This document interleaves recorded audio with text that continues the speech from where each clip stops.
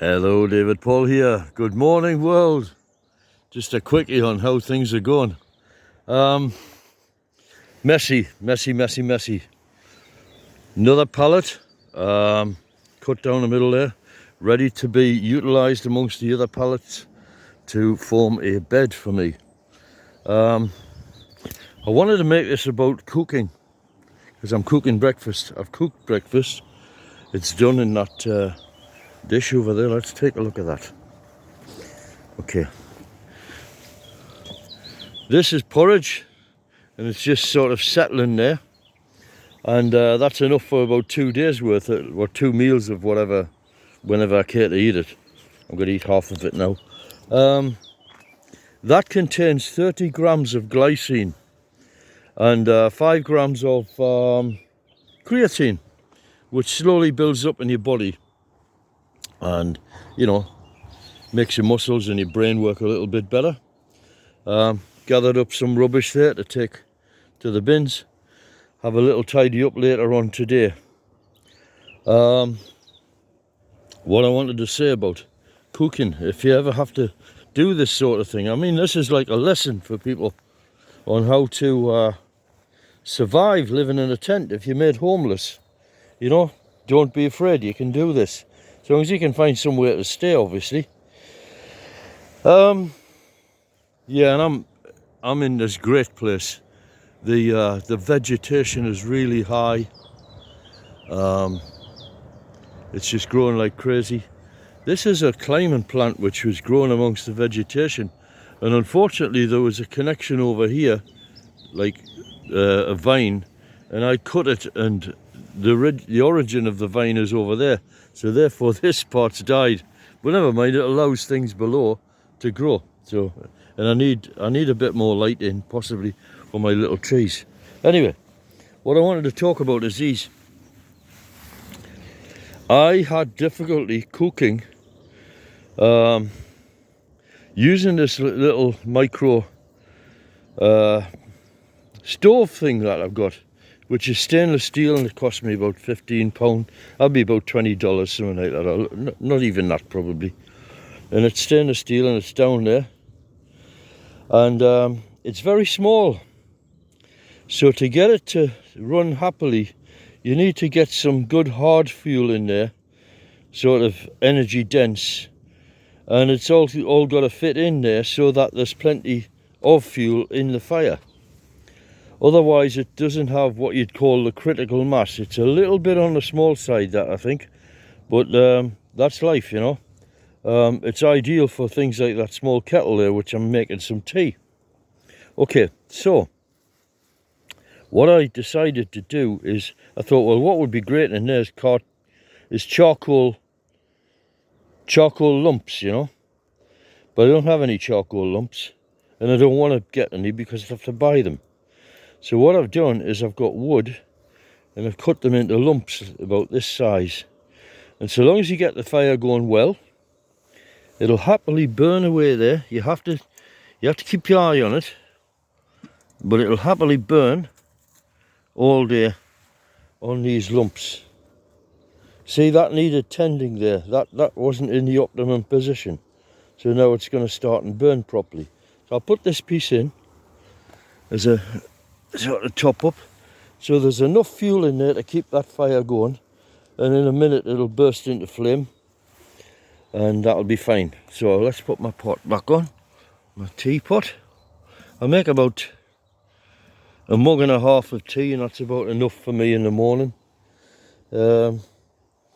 Because it's such a faff on, you tend to like overdose on tea or coffee or whatever in one go, because every time you have to keep lighting the fire to make a cup of tea. Okay, so that's going fine. This is cooked, ready to be eaten. I'll let it settle for a little bit longer, and that's that. Last night I had a lovely shower, and I take a shower adjacent to my little trees, because the moisture off that is going to affect the trees. Don't do it next to the trees because you might scald the roots. You don't want to burn the roots. I've been having some problems with these trees. This one, I I call this one the master because he's the boss. He's really taken off, and he's going to be fine. Going to grow. He's strong, vigorous, good colour, not dried out or anything. This one's the next one down. He's in pretty good shape as well. And then you start on these ones, and these ones had me worried because there, just there, can I get that with my foot? I think you can see that on camera. That branch there was looking very dry, shrunk, and I thought it was going to die or whatever, because then you have to start regrowing it from the base. So what I did is I took some leaves off to lower the strain on the root system, having to supply so much water, so it can get on with its job of getting its roots down. And then the thing came back to life, and I pinned it down there so as to create a connection with that one. These will be fused together as we go. There's enough trees here to do it. 10, that's what you get on Amazon. This one wasn't looking so good, but now is looking great. It's odd that there's this yellowy sort of look to the leaves. I don't know what's going on there. I'm going to give them some more of that seaweed fertilizer, but I think they're short of magnesium. Maybe it's a feature of the soil around here that it consumes or locks up or is deficient in magnesium. But anyway, I'll keep feeding them the seaweed fertilizer. I'll get them moving. This one was in a very sorry state, withered leaves and so on, so I've taken some off, lowered the burden. The lower leaves are in much better shape, and I watered them last night, so they have enough water to get through today. The problem is we're moving right into the peak of summer, and it's these would have done much better to have been planted earlier in the year, but I just the company that sold me them wasn't wasn't selling them. They didn't send them in time, so let that be a lesson to you. Get your order in early, very early spring or autumn.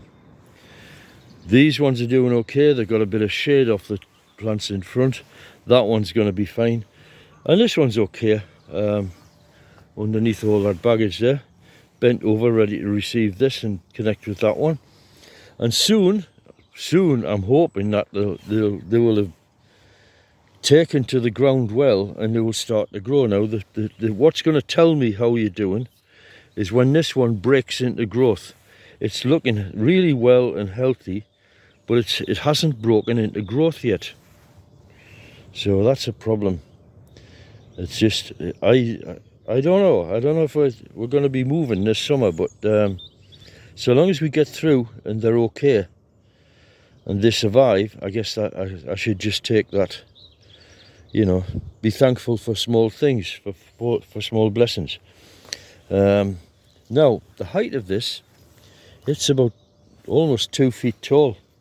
So if I had a tent here and these start to fluff out around here, and I put my tent in the center of all of this, and if I can get 1 foot of growth and a bit of spread, this is going to create a lot of camouflage and shelter for me here, to hide my tent if I care to sleep here during the winter months, which I'm going to have to return for. Unfortunately, I'm going to have to spend the winter in England, because that's when the work is. And there you go. So we're doing well. Today I go to the library, I do some more studying. I've done my last physics assignment, and I'm going to do some more studying, and then I'll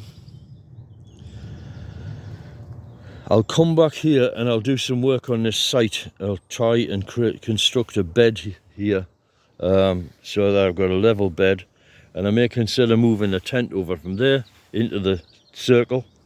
The problem is I can't really negotiate the circle so easily if the tent is in the way. I'll see how that goes, because I've got to get to and fro, back and forwards to that fire area. That's sort of become the outdoor cooking area for me.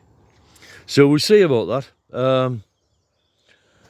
I'm generating small quantities of biochar, and I'm doing an experiment. I'm planting the bases of leeks and onions to see if I can regrow them, and it seems to be working. They were growing just fine until I dumped all that stuff on top of them. So that will then get taken out of there and dumped onto the plants before I leave for Portugal. And that's it. Today I'm going to go and see a bicycle, and I'll make a video about that. Because that's an important idea in Portugal. I think it's going to work. I was encouraged by a video I saw of a 75-year-old woman who's in, condition, so in such good condition she can outrun a 20-year-old. I'm not going to get that level of exercise that she's got, but it just tells me that I've got to continue with this lifestyle and extend it in terms of exercise. I've got to get a lot more exercise, and I just don't like the principle of exercise. What I like is the idea of doing something useful, so instead of having exercise, do some work, and then you'll get something for the exercise. But the idea of just doing the exercise for its own purpose just seems silly to me. You could build a cabin or something like that. That would be exercise, and then at the end you'd have a cabin. So there you go. So that's it for now, and let's see how my tea is doing. That you've got to be careful with this to not let it die down too much, or it just goes out.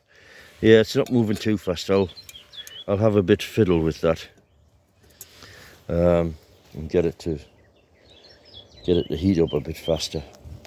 I could do with a blower. Maybe I'll get a fan. That's an idea. Yes, I'll do that. I'll get an electric fan to blow the fire to get it to burn faster. That's a brilliant idea. Yeah, I can do that. I've got spare fans available. 12-volt fans. Let's do it. Okay. So there you go. My beautiful home in the woods. Honestly, I could stay here forever. I really like it. And I think the authorities would just leave me alone. There are so many problems in the UK that I am the least of their problems, and they'll just leave me alone here in this forest, because nobody comes here. It's completely deserted. Nobody comes here. There's a reason for that, and I'm not revealing that. Otherwise I'll end up with a load of people coming to visit me. So let's have a look. Look at that beautiful blue sky. There was a hawk flying over. I think it's called a red kite. It was beautiful. It felt like I was lying in the tent and I was reaching up, looking up, and it felt like I could just reach up and pick him out of the sky. So anyway, Jesus be with you.